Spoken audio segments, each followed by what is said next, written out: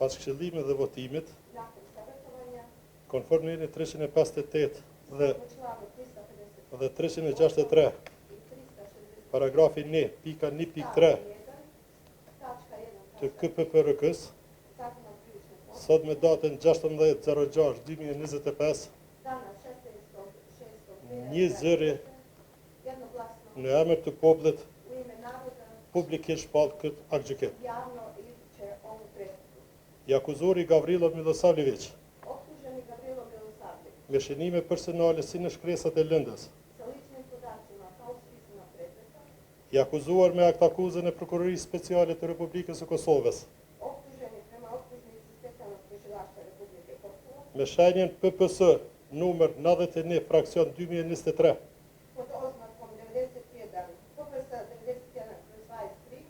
e datës 29/11/2023, për shkak të veprës penale krime lufte kundër popullsisë civile, nga nenin 142, lidhur me nenin 22 të ish ligjit penal të RSFJ-s,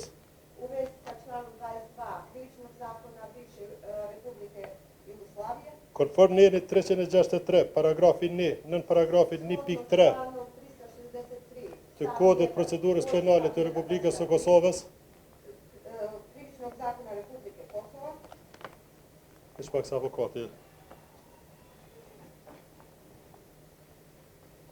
I akuzori Gavrilo Milosavljević lirohet nga akuza.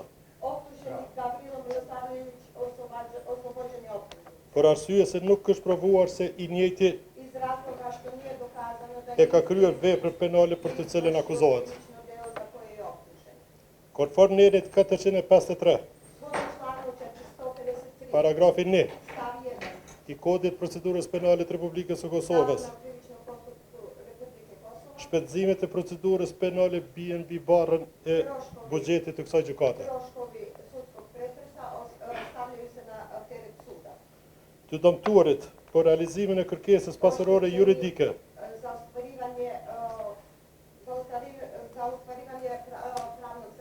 konform nenit 462, paragrafi 1 dhe 3 të KPPRK-s, pozohen në kontekst të rregullt juridiko-civil. Të akuzuarit Gavrilo Milosavljević i ndërprehet masa e paraburgimit dhe i njëjti lirohet me njerë në liri. Një arsyetim i shkurtër lidhur me këtë aktgjykim. Për këtë çështje juridiko-penale, ndaj të akuzuar avokat. Sukry ende. Për këtë çështje juridiko-penale ndaj të akuzuarit të lartcekur, këtë trup gjykues ka zhvilluar mbi 19 seanca shërtimeve gjyqësore. Gjatë zhvillimit të këtyre seancave të shërtimeve gjyqësore, ka dëgjuar dëshmitar të propozuar nga Prokuroria Speciale në akt akuzë,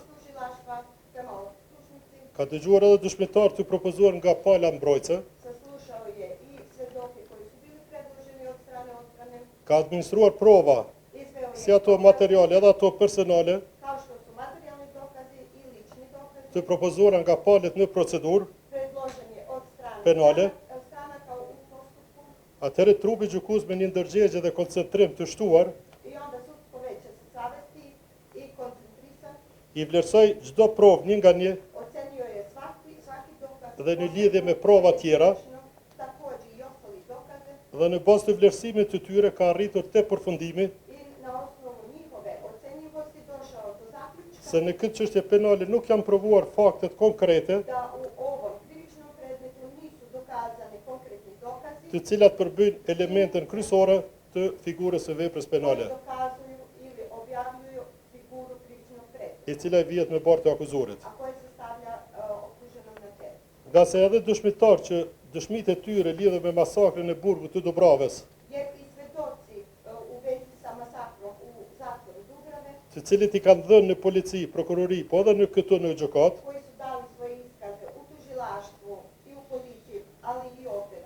nuk kanë vërtetuar sakt dhe bitshëm nisu dokazali, niti ubedili që që të akuzuarin e kanë parë në vendin e ngjarjes, da su okrivljenog vidjeli na mesto događaja, të uniformuar, të armatosur, dhe duke gjuajtur me armë zjarri sa vatrenim në oružjem drejtim të burgosërve shqiptar. u pravcu zatvorenika albanske nacionalnosti. Por gjykata nuk është kontestuese se ka ndodhur masakra në burgun e Dubravës Za sud nije sporno da se ovaj masakar u zatvoru Dubrave ndaj të burgosërve shqiptar. prema zatvorenicima albanske nacionalnosti, Siç nuk është kontestuese se edhe i akuzuri ka qenë kao što nije sporno da je i optuženi bio në marrëdhënie pune në burgun e u Dubravës, radnom odnosu u zatvoru Dubrave, por nuk ka qenë gardian, ali nije bio stražar, por ka qenë në stafin civil. nego je bio civilno osoblje.